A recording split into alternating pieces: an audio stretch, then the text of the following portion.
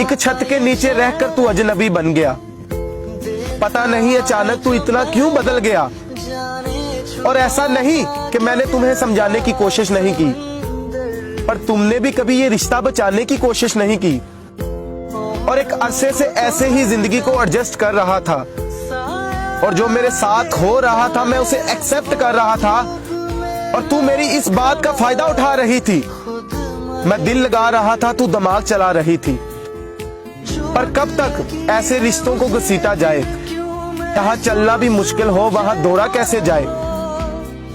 पर अब सच बताऊं, बहुत थक चुका हूं।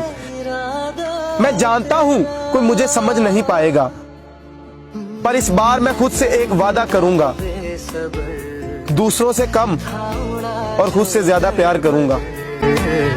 कोई मुझको यूं मिला है।